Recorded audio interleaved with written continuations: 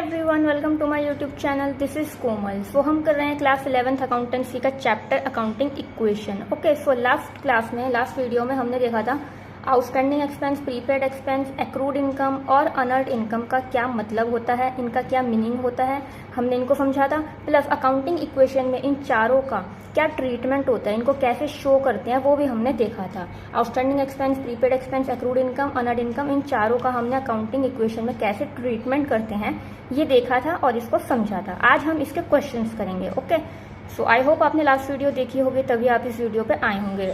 आपको last class का description में लिंक मिल जाएगा। ओके, सो स्टार्ट करते हैं आज की क्लास। हमारी फर्स्ट ट्रांजैक्शन है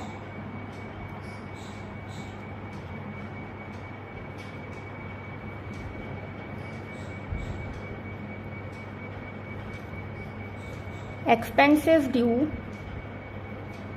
बट नॉट पेड।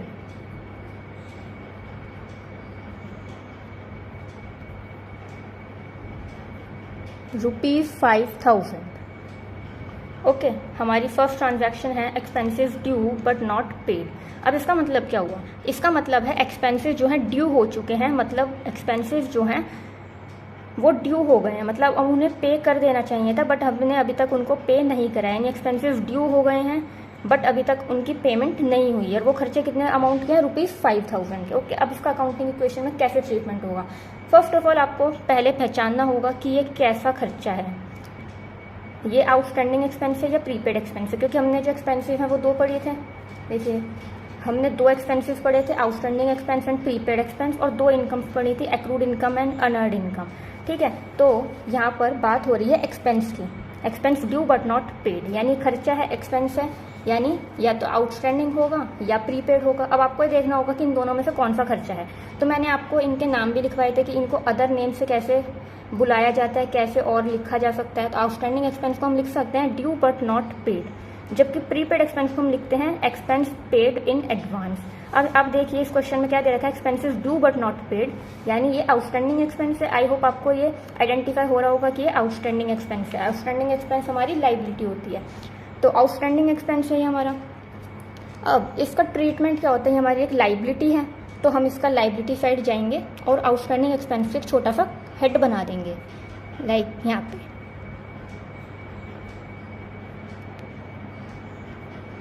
मैंने इसको शॉर्ट में यहाँ पे आउटस्टैंडिंग एक्सपेंस इस तरीके से लिखा है। ठीक है, अब कितने आउटस्टैंडिंग एक्सपेंस है? ₹5,000 के। हम इसके सामने जाके लिख देंगे 5,000। ठीक है, प्लस इसका अदर ट्रीटमेंट होता है कैपिटल से ये लेस हो जाता है।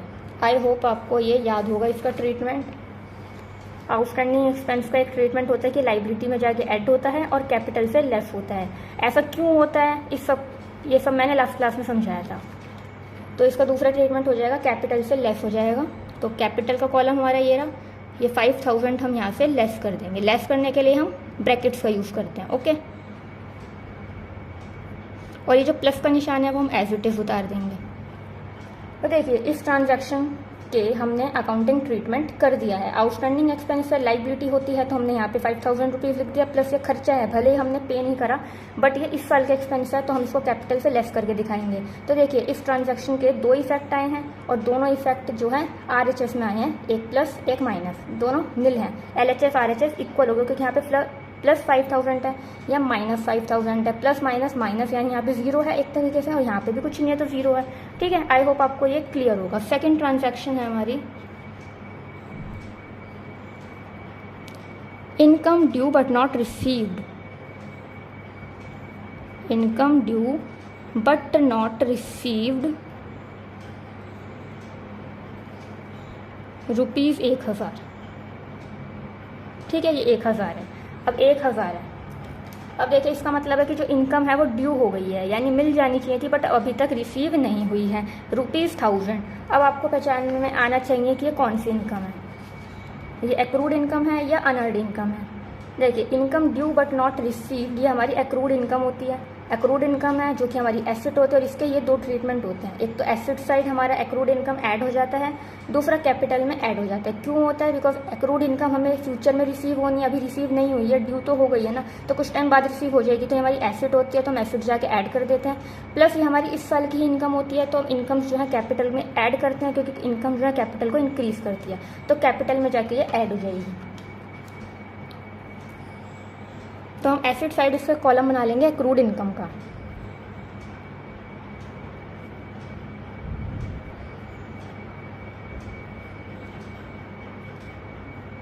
एक्रूड इनकम हमने इसका कॉलम बना लिया। एक्रूड इनकम में जाके हमारी एसेट है, तो हम यहाँ पे 1000 रुपीज़ शो कर देंगे। ठीक है। दूसरा इफेक्ट आएगा इसका कैपिटल साइड। कैपिटल साइड जाएंगे और यहाँ पर हम 1000 रुपीज़ अगेन दिखा देंगे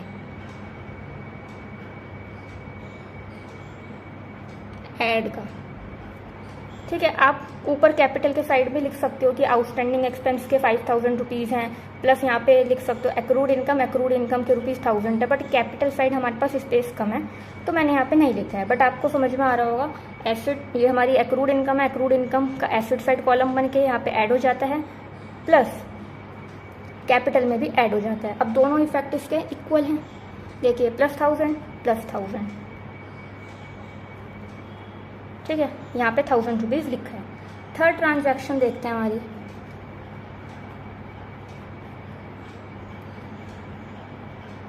थर्ड क्या है?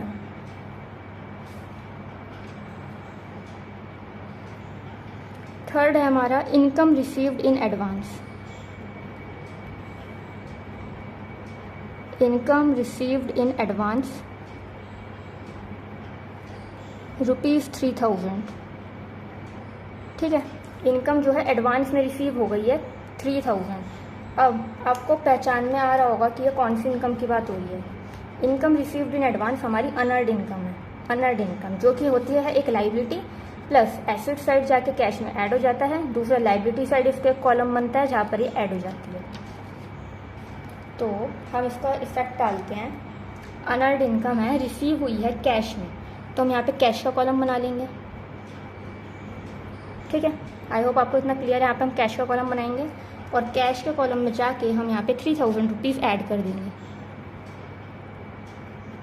दूसरा ये हमारे लिए एक लाइबिलिटी होती है, तो हम लाइबिलिटी साइड जाएंगे और अनअर्न्ड इनकम का एक कॉलम बनाएंगे। Unearned income. ठीक है। Unearned income. अनअर्न्ड इनकम के कॉलम में जाएंगे और यहाँ पे 3000 रुपीज़ दिखा देंगे इक्वल। ये भी पॉजिटिव का है। ठीक है। इस ट्रांजैक्शन के दो इफेक्ट है, 3000 दोनों इक्वल है प्लस प्लस। ठीक है। क्यों? क्योंकि एडवांस में इनकम रिसीव हुई है, तो कैश जो है हमारी एसेट होती है वो इंक्रीज हो गई, प्लस ये एक लाइबिलिटी होती है, तो लाइबिलिटी हमारी इंक्रीज हो गई। आई होप आपको इस ट्रांजैक्शन के इफेक्ट्स क्लियर होंगे। हमारी फोर्थ एंड लास्ट ट्रांजैक्शन है इस क्लास की, expenses of ₹5000 paid in advance।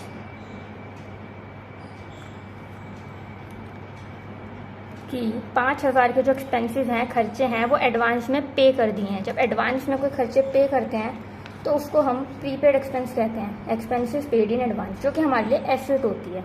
और इसके क्या ट्रीटमेंट होते हैं ये मैंने लास्ट क्लास में बताए थे।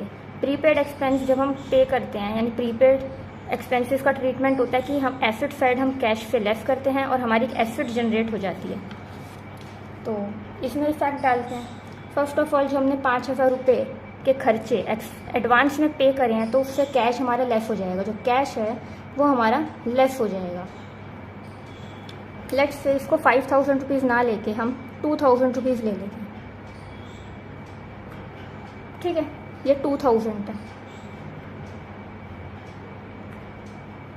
वो मैंने जनरली लिया है क्योंकि ऊपर 3000 है। वैसे इसका यहाँ पे कोई इफेक्ट नहीं है, बट हमने जब क्वेश्चन स्टार्ट करा है तो हमारे ऊपर कैश बैलेंस में सिर्फ 3000 है, इसलिए मैंने उससे स्मॉल अमाउंट लिया है।